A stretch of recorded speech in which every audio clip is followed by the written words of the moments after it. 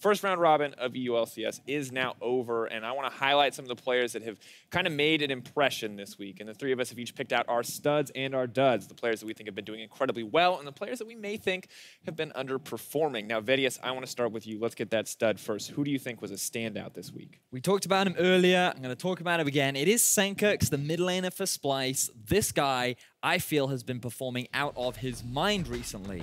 The team seemed to have made a shift with his playstyle. In the past, he was always trying to carry his team. He was always trying to pick these champions that could allow him to be like Perks, like Power of Evil, just these big carries. But now he's realized that he's much better in terms of utility and just providing support for the rest of his team. And bringing up unique champions like Aurelion Sol, Talia, and even the Malzahar, where he's not really that frontline kill the assassin kind of carry. He's more of the defensive, I can peel, I can make defensive game-changing plays. Just seems to have unlocked this guy, and he's doing so much more work for Splyce. And I'm curious, Wadid, what your impressions were of Senkirks this week.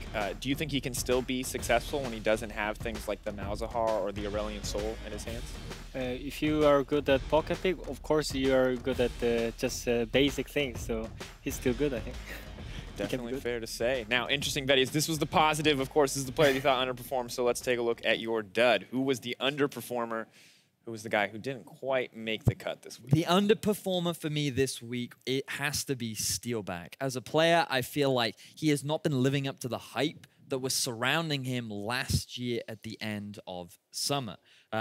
People expected a lot more from him, like he was a teamfight god. He was always coming out with positive KDAs at the end of every fight. He as an individual seemed to offer so much to his team, yet right now, I feel like he's struggling in lane. He's not offering a huge amount in teamfights. His presence seems non-existent, and especially in the last few weeks, even against the Mysterious Monkeys, it didn't feel like he was doing anything exceptional, and he's just, to me, not living up to the expectations that we had. And it was definitely rough for him up against Asuke today. But Wadid, I want your input now. Who was your stud this week? Who was the big overperformer for you? Who was, you thought, someone that just stepped up?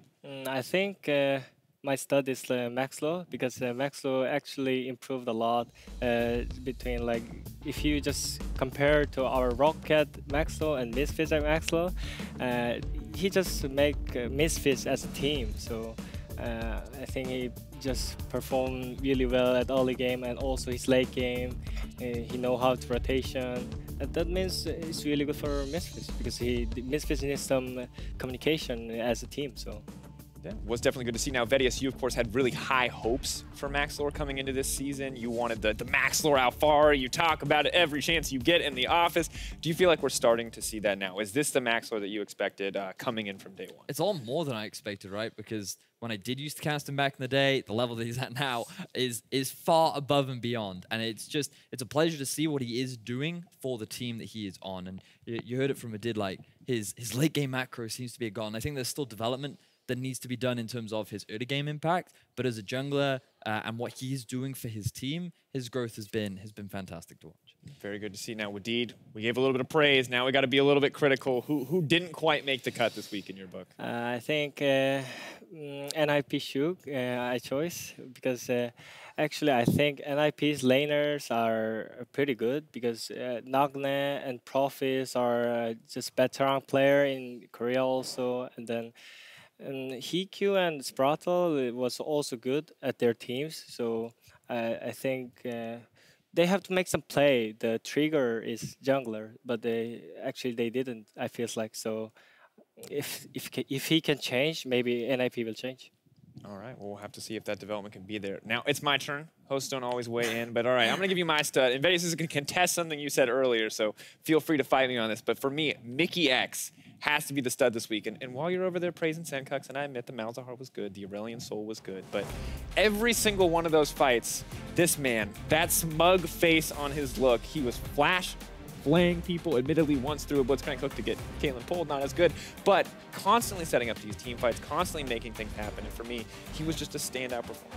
I thought that he played well, for sure. I think it's nice to see that he is being a big contributor for his team, but I think that Mickey has always been a big performer for Splyce. I think looking back to when he originally joined, there were a lot of doubt around how well he would do on Splyce, and then he was that big playmaker. He was bringing out champions like the Bard. He brought out the Camille last split where they made the Ziggs Camille bottom lane work. Like, this guy, to me, has always been one of the more consistent outplay performers on the side of Splyce. which is why, to me, his recent performances isn't much of a surprise. Oh, wow. I love how you turned that against me. All right, well, humor me a little bit. Wadid, how did you feel about Mickey X? You mentioned that he was really solid on the recon, but give me kind of the impression of how you feel about him overall. Yeah, he played really well. That means he can be a best support in EU, but that means I can be also best support in EU if I beat him. So next match maybe against Splice. So I just expect against him. So it's gonna be the battle for the best support in EU. Yeah, no one will get to play Rakan. I can almost guarantee it. All right, well, to round it out, one final dud. And I feel bad, a little bit bad saying this, honestly, but this week for me, it was Exile. Just unfortunately, way too aggressive in the laning phase, getting punished so consistently, and it just did not come together for him and the Unicorns of Love this week. And for the first time in what I feel like since his first few weeks on the stage, I felt like he was more of a burden to the team than he was a boon. But that's one of those things that I think we have to hope improves in the future, because he has been just such a huge key to success for Unicorns of Love in the past. I also think that it could have just been a bad week for Exile, right? Like, you have to remember that Unicorns still sit at a 3-1 record. The entire team is still playing very well. And while he may have had this week a bad individual performance, we know that there is more to Exile. And so coming into the next few weeks, especially cross-group play, I'd like to think that he will change his playstyle up and look to respect the mid laners that you have over in Group A. Absolutely. Well, there you have it, folks. Our standouts of Week 3. We'll see what they bring to the Rift next week for the first cross-group matches of the summer split.